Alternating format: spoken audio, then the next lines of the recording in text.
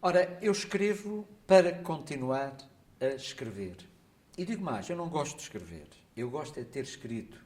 Porque a escrita em si é um ato bastante doloroso, sobretudo quando se persegue as palavras exatas e essenciais, quando se persegue a perfeição que não existe e nunca se alcança. Portanto, eu não gosto de escrever, gosto de ter escrito, porque só depois de ter escrito é que sinto este prazer enorme, esta alegria indizível. Por outro lado, o ato de escrita em si é para mim uma forma de comunicar com os outros, de estar com os outros, é a minha forma de chegar aos outros. Por isso escrevo a pensar num leitor imaginário, num leitor ideal, que não é ninguém que tropeça na rua comigo, mas sei que ele existe, não lhe vejo o rosto, mas é para esse leitor ideal e imaginário que eu escrevo. O conceito da açorianidade é criado por Nemésio em 1932, no âmbito da antropologia cultural, por decalque do conceito de hispanidade, que tinha sido um conceito inventado pelo Miguel de Unamuno, grande pensador espanhol, amigo pessoal de Nemésio. Nemésio foi particularmente feliz com esta expressão açorianidade e com isso ele queria significar a influência que o meio geográfico tem na maneira de ser, de estar, de pensar e de agir do açoriano, ou seja, a maneira como a geografia e a geologia têm efeitos diretos na nossa vida. E ele tinha aquela famosa frase que dizia, para nós, açorianos, a geografia vale outro tanto como a história. E, de facto, nesse âmbito em que a geografia e a geologia têm alguma influência na nossa maneira de ser, de pensar, de estar e de agir, em algumas obras minhas, eu penso que sim, reflito um bocadinho o Açorian Torpor, o spleen, o mormaço, a mornaça. Portanto, esta coisa que pode ser um pouco açoriana, mas um pouco tem a ver com o clima e com a geologia. Em algumas obras minhas eu reflito um bocadinho isso. Agora, eu vejo a açorianidade num outro contexto que não é um contexto literário. A açorianidade é um contexto da antropologia cultural. E, portanto, não se pode confundir a açorianidade com a tão falada literatura açoriana. A açorianidade é, de facto, um conceito em que, claramente, a geografia tem uma ação direta na nossa maneira de ser, de estar e pensar. São 5 séculos de contacto permanente com o mar, 5 séculos de horizontes finitos, a viver nestas ilhas, são 5 séculos de uma religiosidade que foi gerada no terror sagrado dos sismos, dos vulcões, e tudo isto são fatores enfim, que nos transformaram e que nos moldaram e que moldou a nossa maneira de ser e a nossa maneira de ser, de estar, de pensar e agir e, sobretudo, moldou a nossa alma açoriana. Já no século XIX, o Eça de Queiroz dizia que o verdadeiro lisboeta é aquele que fica em Lisboa no Natal e na Páscoa quando todos os outros vão para a província. De facto, nós vivemos num país em que está tudo centrado em Lisboa. E os circuitos editoriais também estão todos muito centrados em Lisboa. Para quem vive aqui no meio do Atlântico, para quem está no Alentejo, em Trás-os-Montes ou Algarve, o problema é o mesmo. Como é que chegamos, como é que damos o salto, como é que os nossos livros chegam às grandes metrópoles culturais? Não tem sido fácil. E não tem sido fácil por uma questão até de, digamos, de indústria editorial, porque as grandes editoras, de facto, têm os seus autores, apostam só nesses autores e não querem saber de mais ninguém. Eu não fico de braços cruzados e eu tenho encontrado o meu público não só nestas ilhas, mas tenho descoberto nos últimos anos um outro público que está fora daqui, mas que é muito nosso, que é o público da nossa diáspora açoriana. E dou aqui o exemplo, o meu último romance, A Valsa do Silêncio, que vendeu 5.000 exemplares, que é uma coisa sem precedentes entre nós. A maior parte destes exemplares foram vendidos exatamente nos Estados Unidos da América, no Canadá e no Brasil.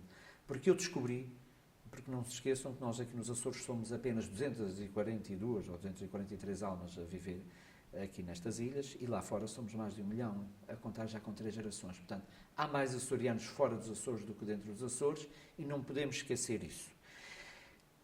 Eu não consegui o salto para Lisboa.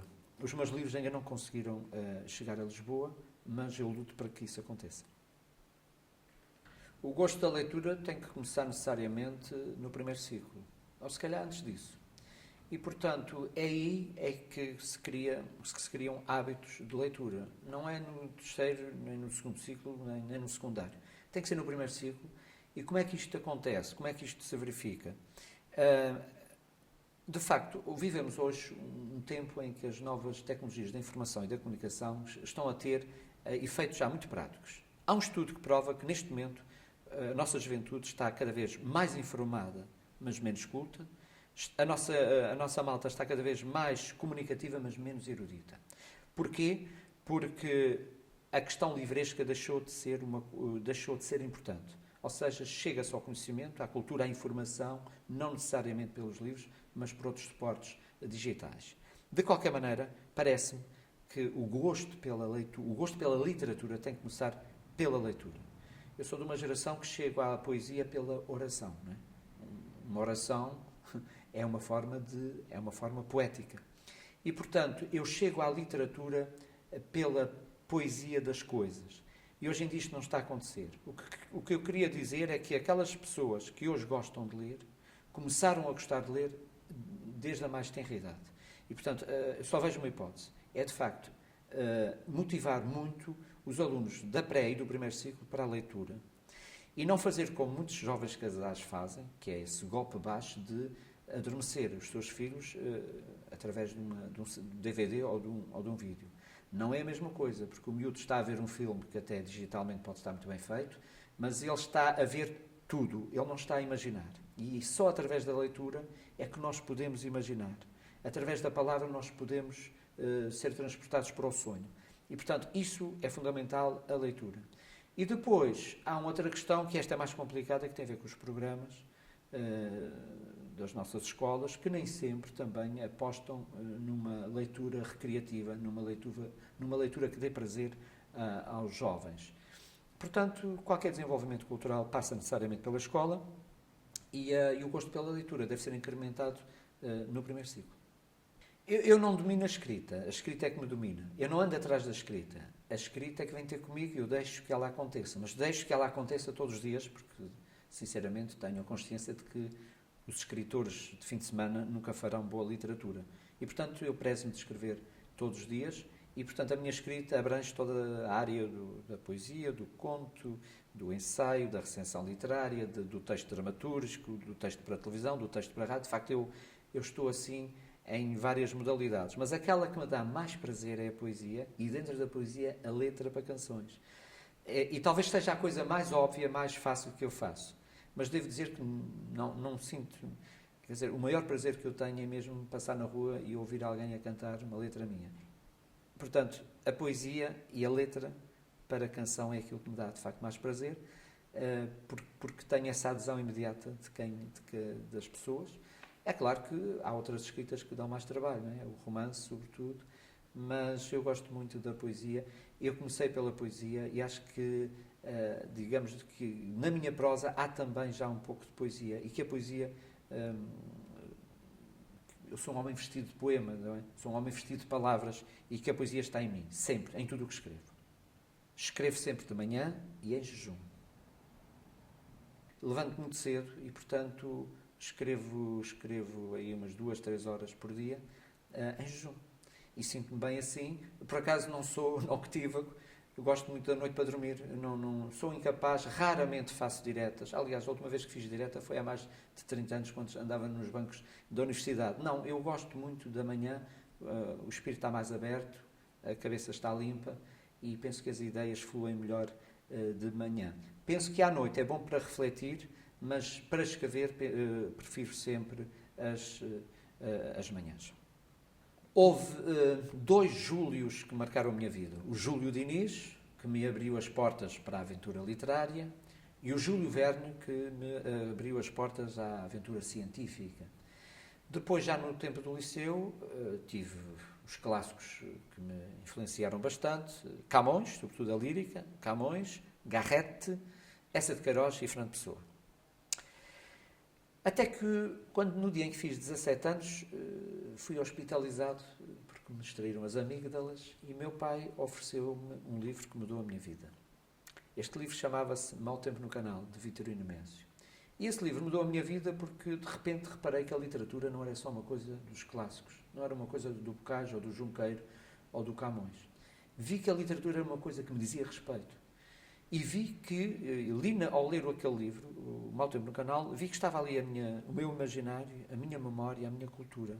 E, portanto, Nemésio é, sem sombra de dúvida, a grande referência literária em mim, porque foi a partir de Nemésio que eu percebi que a literatura é inseparável da vida.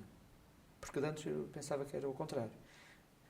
Depois prossegui estudos e então fui muito influenciado, porque uma vez que sou de germânicas, fui muito influenciado pelos autores anglo-saxónicos. Shakespeare, Edgar Allan Poe, Steinbeck, Hemingway, toda esta pleia de escritores que me deram, digamos assim, uma visão mais universal da literatura. Mas há dois autores que, de facto, são os meus autores de cabeceira. É o Eça de Queiroz, tem aquela fluidez de escrita, e não é só a ironia de escrita. Ele, para mim, o Eça de Queiroz é mais um homem do sarcasmo, propriamente da ironia. Portanto, o Eça de Queiroz e o Nemésio são, de facto, os meus autores de cabeceira que eu revisito constantemente. Acho que as coisas não estão a mudar assim tanto. Está a mudar as tecnologias, mas a vontade de escrever mantém-se. Quer dizer, eu vejo os meus alunos continuam a escrever poesia, a mostrar-me os seus poemas. O que vejo com alguma apreensão é o facto de, por exemplo, da área das humanísticas gradualmente está a ser retirada das escolas. E mais, como professor e pedagogo e profissional do ensino, estou preocupado porque o que eu vejo agora é uma terrível pressão para que os alunos sejam encaminhados para áreas das ciências, porque isso é que dá emprego. Ora, o nosso país precisa de poetas, precisamos de antropólogos, de sociólogos, precisamos de filósofos, precisamos que a filosofia esteja na ordem do dia nas escolas, precisamos que os nossos alunos aprendam Camões, e não só a lírica de Camões, aprendam os Lusíadas. Portanto, nós não podemos descurar a parte das humanísticas. Por isso é que eu vejo que hoje os nossos jovens chegam à poesia por outros processos. E não é só os blogs, quer dizer, há outras maneiras. Eu tenho muitos alunos que vão pela poesia visual, pela poesia concreta, que fazem experiências muito interessantes, e tudo isto é bem-vindo, que não é nada novo, porque já no primeiro modernismo estas coisas eram feitas, mas seja lá como for, depois dos gregos não inventámos grande coisa, a não ser os computadores, e portanto eu vejo até com muito gosto e muita estima e admiração toda uma nova camada, uma nova geração de escritores que está aí a surgir a nível nacional e também a nível regional. E mais, muitos deles até estão a ter o meu apoio direto, porque acho que é preciso apoiar os nossos jovens para que eles, de facto, persigam esta aventura da literatura, que eu sei que é uma coisa que não está muito na moda nos tempos que correm. As tiragens, por exemplo, de livros de poesia são mínimas. Eu estive há bem pouco tempo com o grande poeta Manuel Alegre, que é uma referência a nível nacional, e um homem, enfim, da categoria dele, as edições de livros não vão aos 5 mil exemplares. E ele ficou muito admirado que aqui nos Açores geralmente fazemos tiragens de poesia de 1000 exemplares. Ora, 1000 exemplares para um universo de 242 mil habitantes e 15 mil para um universo de 10 milhões, estão a ver, por acaso é engraçado, porque aqui nos Açores até, apesar do índice de leitura da coisa literária ser muito baixa, até que se lê-se um bocadinho destas coisas, da poesia. Agora, muito mais neste momento, o marketing está mais virado para o romance, para a ficção narrativa. E é aí que Portugal, neste momento, tem escritores que são muito lidos, pelo menos, e são vendidos. Eu não sei se são lidos, mas que são vendidos são. Isto mostra que há aí uma nova geração que está a mexer, que está a aparecer. Localmente eu vejo aí gente do Jornal Fazendo, dos blogs, meus alunos que estão a fazer coisas interessantes e que certamente é uma questão de tempo eles afirmar-se-ão de certeza no universo literário português. Eu tive um pai literário, que foi Vitorino Nemésio, que me ensinou esta coisa muito simples. Nós temos que ser universais a partir das ilhas. E eu quero ser e tento ser universal a partir das ilhas. E nesse aspecto, o viver no Faial é uma mera circunstância. É uma mera circunstância porque eu podia viver num distrito qualquer, possivelmente faria coisas diferentes, mas o facto de viver numa ilha como esta dá-me uma enorme vantagem. A vantagem de viver num espaço que é um espaço ele próprio de criação. Os Açores são, por excelência, um espaço de criação. Temos aqui paz, temos sossego, temos tempo, temos alguma qualidade de vida. E, portanto, nesse aspecto estou à vontade. É um espaço de criação e de criatividade ótima. Qualquer uma destas ilhas presta-se a isso. E temos, de facto, muitos criativos e muita gente a criar nas ilhas, exatamente por ser um espaço do silêncio, da contemplação, e isso é fundamental para quem quer criar. Esta será a grande vantagem. A desvantagem, pois, será estar fora dos tais circuitos editoriais onde há que estar para se chegar ao outro lado do mar. Mas, para mim, eu vejo mais vantagens em viver numa ilha, que me permite escrever, procurar a tal qualidade, e essa qualidade que eu procuro na minha escrita exige esse tempo, esse timing, exige essa disponibilidade mental e também temporal para fazer as coisas que eu quero fazer. E além do mais, estando na ilha, estou também longe das tricas literárias de Lisboa, das capelinhas, da coscovilhice e dessas coisas que não fazem bem à literatura. Portanto, estou à vontade, para mim é uma libertação viver aqui numa ilha como esta. Por outro lado, em tempo da massificação e da globalização, eu acho que a gente já não se deve preocupar tanto com Lisboa. Porque eu sou um português nascido no meio do Atlântico, eu preocupo-me com a Europa, se quiseres com o mundo. E, portanto, o que eu quero neste momento, e eu vejo até nos meus alunos, que neste momento estão a acabar cursos e estão a ter experiências várias em países europeus. Eu sou de um tempo em que a gente acabava o curso, voltava para os Açores para trabalhar. Os nossos alunos estão a acabar cursos, estão a fazer mestrados, pós-graduações, estão a aproveitar os benefícios do Erasmus, estão a ter contactos e parcerias muito interessantes e convívios muito interessantes com outros povos europeus, e acho que nós temos que ser universais a partir destas ilhas e, sem nunca esquecer a nossa condição insular, nós temos que nos abrir ao mundo. E é nesse aspecto que eu acho que a minha obra, eu já não estou preocupado com Lisboa, porque Lisboa só quer Saramago e António Lobo Antunes e pouco mais. Eu estarei mais preocupado em chegar a um nível, digamos, mais europeu. Eu quero ser um escritor europeu das ilhas.